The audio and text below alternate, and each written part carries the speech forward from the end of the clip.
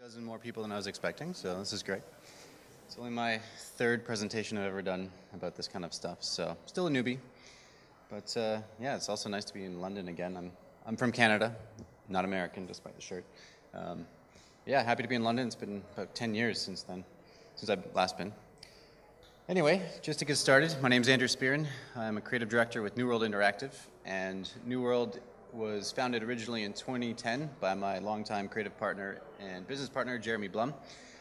We are known for creating insurgency, and now, just as of last week, we launched Day of Infamy out of early access. Both games saw early access period, so I figured let's do a postmortem on both, see what's changed between then and now. Our team is kind of on the larger side of the indie spectrum. We have 35 developers worldwide. At the end of last year, we opened up a studio in Amsterdam for about a dozen developers on site. I'm still based in Canada, though. So who am I? Where does this perspective come from? As I said, I'm a creative director, even though internally we kind of have abolished titles amongst our team. Anyone can kind of stand up to anyone else in terms of ideas and feedback, that sort of thing. But for anyone else wondering, that's essentially what I do is creative direction with the team, from design all the way up through the marketing. I'm the co-founder of Insurgency, the original mod way back when, so I've seen a lot of change through that iteration over the past decade or so. Before I was full-time in games, I was actually working as a photojournalist in Canada, working for newspapers and that sort of thing. Also a background in UX design, and previous to even that, I was a soldier in the Canadian Army for 5 years, and also a bagpiper. So I've been playing the bagpipe since I was 10 years old. So, of course, we're talking about early access, but we should probably define what exactly that is. To me, early access kind of is an umbrella term for a lot of iterative development methods. Early access is the label that Steam applies, so what I'm going to mostly focus on today is Steam's early access. Also, kind of a unique question is, like, how does the community fit into that process? Because essentially, that is the point of early access, is about building that community, reaching that audience, having that dialogue, establishing everything to kind of help adapt your product as you go. So a little bit more about Insurgency. As I mentioned, it was started as a Half-Life 2 mod way back in 2004. So I co-founded that with Jeremy Blum, who's now runs New World. He's also the original founder of Red Orchestra, of the mod, like originally. So he goes way back in terms of tactical shooters, that sort of thing. The mod itself actually launched in 2007 in July, notably 3 months before Modern Warfare launched. So most people compare us to that. I'm like, we were there first. But the remake of Insurgency that you know and love today released first in 2013 as an early access game. And we went through a 9-month period and launched it in 2014, in January. So essentially, from a design perspective, it's kind of like a hardcore tactical first-person shooter set in the contemporary Middle Eastern conflict. We're known for our kind of minimalist design in terms of the heads-up display. We don't have kill confirmations, no flashing of points everywhere. It kind of heightens the intensity and immerses you more in the world. Another distinctive feature is there's no crosshair, and we have free-aim weapons, so when you move your mouse around, it's not just stuck in the center of your screen. Other distinguishing factors are that kind of low time to kill factor. You're not going to absorb a bunch of bullets and survive.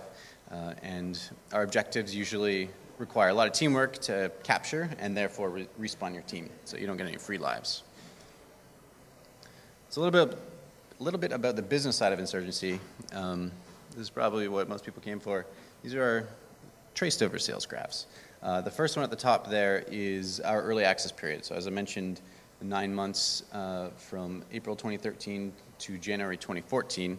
At the right side of that top graph there, if you can see that, is actually our launch date. So the big spike ahead of that was the winter sale for Steam. We were fortunate enough to have a flash sale, which kind of carried us over. So then the remainder of our sales from January 2014 until basically today is in that graph below. That big uptick on the right of the top graph is actually that tiny little tick on the left of the second graph. So you can kind of see how, for us, most of our success came post-launch. A little bit more about the background of it. We revived Insurgency in 2011. That's when development basically started. We launched a Kickstarter campaign in 2012, right among that whole craze. we actually didn't succeed. We didn't get the money. I think we're asking for around $200,000 or something like that, and managed to only raise pledges up to around $65,000, so didn't succeed. But despite that, we still kept pushing forward with about a core team of 12 developers. We were all remote around the world. For a short time, we had a little studio in Denver, Colorado, with a few developers there, but that kind of didn't work out, especially after the Kickstarter. Didn't get us the money to keep that going. So, as mentioned before, April 2013, Steam Early Access basically launched, and we were one of the first games there. We weren't the first amongst those earliest titles there, but a few weeks later, Valve had actually tested our game and said, okay, yeah, you guys can go on too. So I believe the month before we had actually launched kind of like our own early access through our website to sell keys, but we only sold a few hundred. It wasn't many at all. So all told, this top graph illustrates around 40,000 sales. That's it, through the 9 months of early access. But that was still enough to keep us going. As you can see, the little ticks in the middle is probably the summer sale. And the majority of those ticks in the bottom graph are, again, Steam sales. So throughout that entire middle graph, that accumulated 2 million keys sold on Steam. And we've sold a further 1 million on third-party platforms, and 3/4 of those were through Humble Bundle.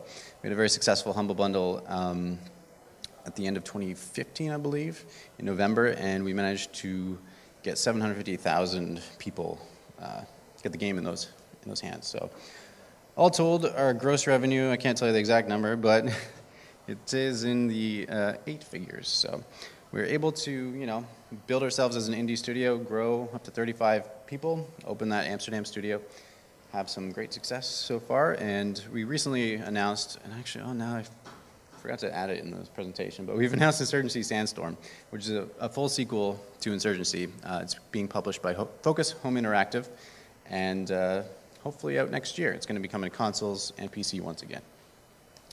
But our other early access title, and what we're actually here showing at EGX, is Day of Infamy. So Day of Infamy actually started as a mod of Insurgency.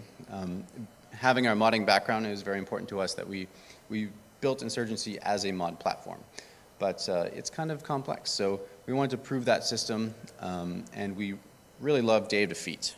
That was primarily the mod that inspired us to get into modding way back when. So we essentially took some Day of Defeat source assets, imported them into Insurgency, created a couple maps, and we had a total conversion all of a sudden. It really came into fruition a few months after we kind of experimented with it, when we had opened up our Amsterdam studio. So once we had our people in the same room together for the first time, all the ideas were flowing, and we put together a prototype in a matter of like 6 weeks or something like that. We launched it on Workshop in, I believe, January of, I guess that's 2013, and, oh wait, 2014. My dates might be messed up on this graph, sorry. Anyway, we launched it on Workshop, ended up getting 225,000 unique subscribers to the mod, so those are all Insurgency players already. So to us, that kind of proved that this is something that people want.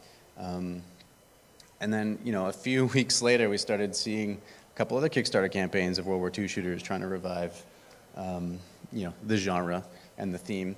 And we thought, yeah, there is a lot of demand for this, and we have this product. So if we can take this, to the next level, redo all the art, build more maps, that sort of thing, we can have a solid product. So by E3 of 2016, we were able to put together a trailer pretty quickly, and I had to present on the stage, and that was nerve-wracking, but we had 30 seconds in the spotlight to present Day of Infamy, and I think it was like 4 or 5 weeks later, we actually launched the full game. Well, sorry, not the full game, the early access launch in July of 2016. So we went through, I guess, 8, 9, 10 months of early access with Day of Infamy. We've sold 120,000 copies during that period, which is way more than Insurgency ever did. So we're quite happy with that result. But at the same time, we've kind of seen not as big a jump when we actually did a full launch. So the key number there, though, is 200,000 wish lists on Steam. So we're just waiting for those 200,000 people to finally buy the game. They're probably waiting for a sale, is what I suspect, which we didn't launch with a sale. So all told, gross revenue is in the 7 figures, so that allows us to, keep going. Keep developing Dave Infamy, keep going with Insurgency Sandstorm.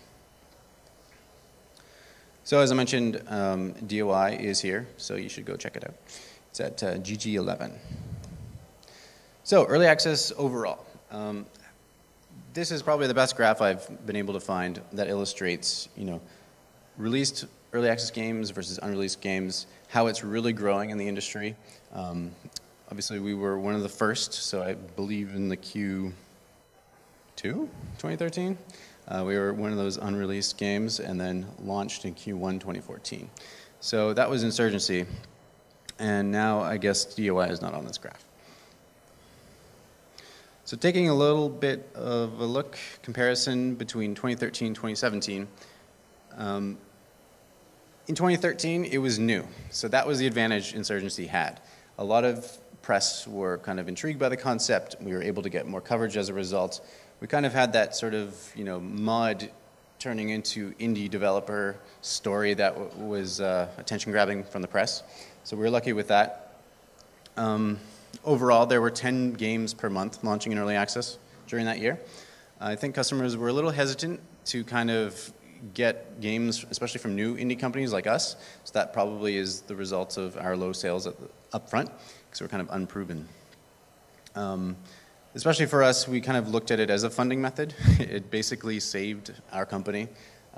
Every little sale kind of got us to the next milestone, to the next sale, and the next update. Essentially, when we launched the game of Insurgency, it was because we were running out of money. So we launched it full launch, and we just kept going with that iterative development mindset of give more content, fix the bugs, listen to the community, figure out what they want and give it to them. And then also pair it up with a Steam sale, because that is crucial.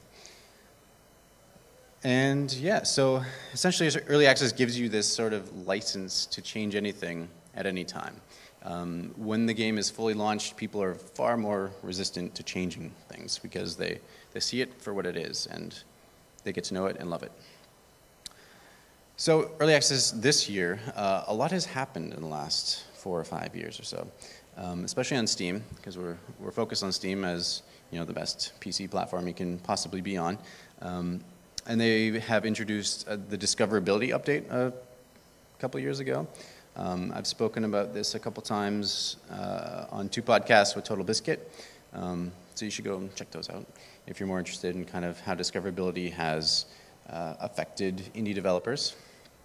One of the key features of that is a discovery queue, and you can actually filter out early access games. So it kind of hurts early access games in that regard.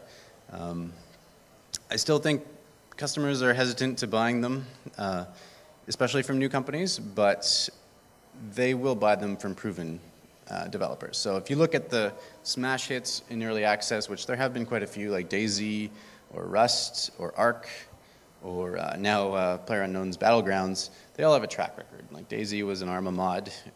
That's what people knew what they were getting. For us, Insurgency was a mod, but it was dead by the time we revived it. So there wasn't really something there that people could take and say like, oh, this is worth my money. Also this year, and what the other topic of that Total Biscuit podcast was about, is how Greenlight is becoming sunsetted by Valve and being replaced by Steam Direct. So the exact details of Steam Direct remain to be seen, especially in terms of what the fee is going to be for indie devs. But that's inevitably going to affect how many games are coming onto Steam, and therefore how many games are entering early access.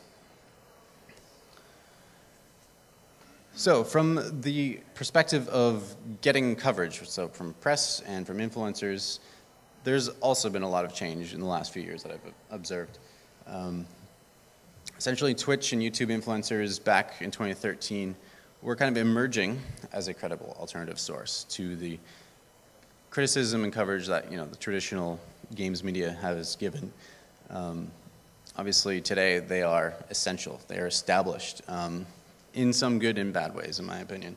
But so as I mentioned before, a few years ago, the more traditional games media was keen on covering early access because it was new and it's fresh, and this is part of an emerging narrative that they could write about. But all along, and to this day, they're still very skeptical of the process. There has been a lot of failure, and I think that's kind of been skewed in terms of the games media. Like, there's a lot of people like us who have succeeded. We're kind of in the mid-range. We're not a smash hit like DayZ or Rust, but we're not a total failure like, I don't even know what games. I just don't even pay attention to those ones. But there's, if you watch like Gymquisition or certain other websites will write about specifically the failures. So that kind of, in my opinion, skews the overall perspective of what early access is. So also a big thing that is kind of unclear when it comes to early access games is how do you review them? Obviously, when you put the game on the market, you're charging a price. The game's reviews want to evaluate the value for the customer. So if you're releasing an unfinished game, it's clearly badly done. It's going to have rough art. It's going to be incomplete. So you can't exactly review it. And then the other challenge with that is when you launch full release with the early access game, they're sometimes reluctant to give you coverage and review the game because they already have covered it earlier. So essentially, I love the term that Rock Paper Shotgun has labeled for their early access kind of previews, reviews, is premature evaluation. I think that's the perfect term for it. So I do think today that the games press is becoming more aware and more open to looking at early access games. Also, the influencers are willing to kind of like come back and look at the changes. So if you do a major content update midway through your early access process, a lot of the influencers will come and look at that, but the traditional games media has a lot of other stuff to cover, so they generally won't write about that. The other kind of negative, well, it's negative to us as indie developers, but positive for influencers, is their expectations for paid coverage are completely changing. They are being paid by the big publishers now, where they might not necessarily have been a few years ago, so their time is being bought up by the AAA publishers, and there's less time, even though they love our games at a personal level, and they believe in the integrity of indies, they just don't have the time to cover it. So that's kind of a downfall from our perspective. But good for them for building a business. So yeah, essentially, as I kind of mentioned, you should expect less coverage at full launch than when you got at your first launch. Usually when it's brand new and shiny, that's when people want to write about it. And also, now with reviews, it's kind of hard to request them. I emailed PC Gamer about Day of Infamy the other day and said, like, hey, here's a few codes. If you can review it, that'd be amazing. And they wrote, I guess it was a review, but there was no score to it. So I was like, is this a review or an opinion? I don't know yet. So a little bit of wisdom. I threw this presentation together pretty quickly because Day of Infamy released literally 1 week ago. So I haven't had that much time to kind of evaluate the broader trends and how we fit in, but hopefully I'm presenting the dots for you to connect. I'm also planning on writing, hopefully, a blog post outlining a lot of this stuff in the future. Just get those thoughts out as we go through the postmortem. But a little bit of advice for developers, media and influencers, and a little bit also for customers. But for developers, you should release your game into early access when it's ready to be paid for with the value that you're delivering. So even though it's unfinished, people are still going to judge it in that first 20 minutes. If you're charging $20 like we were at Day of Infamy, we believed that when we launched in early access that people would think this is a $20 game. You can't really sell them promises. That's what I think a lot of Kickstarter campaigns do, and where their downfall is there's no guarantee. You cannot guarantee that you're going to finish your game, so you shouldn't do that because that's just bad.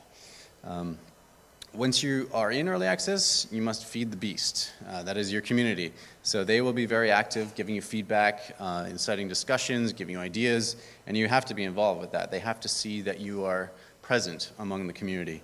You should probably host regular testing events, get them going with that, and just releasing hopefully on a regular basis. It's hard to be structured, especially as an indie. You aren't necessarily bound by traditional milestones, but keep updating because they need to know that you're working on the game. Often we had topics would emerge, say, is this game dead? Because there's only like 300 people playing. Nobody's playing. It's like, well, 300 people are playing right now.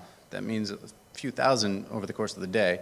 And no, the game is not dead because we're still working on it. So Don't be discouraged by those. Usually they come right, a couple days before you're about to launch a big update or a Steam sale. It never fails to appear. But obviously, if the game is dead, you'll know because you won't have any money to keep working on it.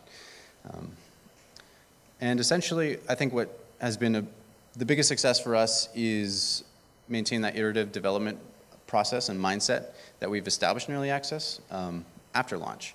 So with Insurgency, we gave a lot of free content updates, new maps, new guns, game modes, everything, just for free to the community. They loved it. And we'd pair it up with a Steam sale, so you would bring in your old player base back into the game, especially in a multiplayer game. It's very important, along with all those new customers. So that's essentially why those spikes in our sales charts have gone up. So for the media and influencers, my advice would be to treat the early access launch of a game like you would any other game preview. So whenever you read game previews, they are very forgiving. It's about the idea. It's not necessarily about what product it is. Often the games press get a closed door preview of an incomplete build, so they can kind of like ignore the rough art and that sort of thing. So even though you can buy an early access game, you should still treat it like a preview. Coverage of the updates during the process is always nice, but not essential. And as I said, there's other stuff to cover, so that makes sense from your perspective. And if you preview the game, please review the game when it launches, because there will be big differences, or there may not be. That's what you have to review it for and let people know. And as I kind of criticized earlier, there's a lot of fixation on the failures and the smash success of early access. So if you are covering games, look for that middle guy like me, where we've made millions of dollars from $0. That's quite a big, significant boost. But if you look at our overall gross revenue through the lens of a AAA company, it's like, we made that in the first 3 days. So, just because we didn't make $11 million in the first few hours like Battlegrounds did, doesn't mean we haven't been successful. So, finally, for customers, which everybody is, or should be, should all buy games and support developers. When it comes to early access games, do your research. So, like I said, there's less trust in a new developer, but for us, we didn't have an actual game on the market. We had a mod. So, but we still had a lot of that team, that mod team, into our indie team. And between the mod days and the first Insurgency, a lot of them actually went out into the AAA companies. They worked for the biggest studios around the world, and then they came back because they didn't like the old methods. They were used to being indie and being on the forefront of things. So having that talent is very important, and that is kind of what will bring success to the game. Also, you need to trust the developer, especially in the process, because the game is going to break. It's going to be completely buggy. You will load up maps that are completely unfinished. But you have to see through that. You have to get to the core of the design vision, listen to the developers, what they're saying, because this is what they do every day. Feedback is always welcome. Be active in the community. Get involved with any testing events that happen. Discussions with that game are very important. That is what early access is all about, is kind of validating what the community is experiencing with what you kind of are trying to go for. Another thing, kind of a little bit of a nitpick, I guess, is don't try and push your own agenda too hard on the developers. We get a lot of that, especially with Insurgency. Kind of the competitive community had their own vision of what a competitive shooter should be, and they wanted us to do that, and that usually was kind of like, put in Search and Destroy, or put in these other game modes that other games have done in the past, and we're kind of like, well, we need to create a unique game. We want to go through the creative process of discovering what makes unique gameplay. So we can't just clone some other gameplay and expect success. It doesn't work that way at all. But yeah, at the end of the day, we hold the responsibility for the product, so it is our decision. And hopefully, if you are trying to push your ideas, to respect that decision if we don't take that direction you are hoping for. And finally, tell your friends. Word-of-mouth marketing is probably why Insurgency and hopefully Day of Infamy will be successful. We have barely had any money for advertising, marketing. It was all about word of mouth. See what your friend is playing on Steam, Now that the discoverability update is out there, it is a greater emphasis on what your friends are playing, that sort of thing. So tweet it out, make a YouTube video, even if you have no followers. I personally go in every day. I'm like, search for Dave Infamy, who's making the videos, and you can discover some hidden gems that haven't hit the big numbers yet. So yeah, that's essentially what I've got. So thank you very much. Feel free to follow me on Twitter or email me if you have any questions. And I don't know if it's a Q&A session here, but I'm happy to take questions.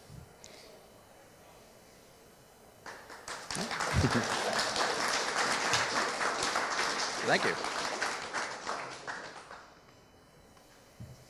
No questions? Yes? No? No? Oh, all right. I'd just be curious if you could talk a little bit more about juggling act between feedback during like what players are asking for and what you see as the final game. We need to do that again. I can say that again. So the question was... So you have a very specific vision of Yep. how a game should be. I know, like, watching previous talks for like the MTL guys, it's like the players are requesting specific things. Just if you can talk a bit more about how you have that interaction with the player community. Okay, so yeah, the question, if you didn't hear it, is how do you maintain your own vision while getting the feedback from the players that are asking for their own? I guess it's just create a dialogue with them, try and bring them to your perspective, but also respect where they're coming from. So for like the example I gave the competitive community, they're asking for search and destroy, like very specific or bomb defusal mode, from Counter-Strike. And it just had to be like, well, firefight is what our unique gameplay is. Like, this is why people are going to play it, is because it's different. So I think people often forget that people are generally looking for a new experience. Like, if you wanted that Counter-Strike gameplay, then go play Counter-Strike. Like, it's not going to necessarily translate into our unique game layouts for the levels and all that sort of thing. So yeah, it's just all about the dialogue, really.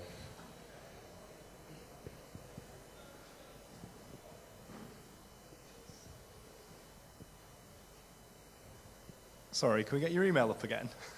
Sorry? Can we get your email up again, if that's all right? Oh, there we is go. it? Oh, there it is. Yeah. Thank you. Yeah. Any other slides? Do you want to look at the graphs again or anything? Get the insight into our...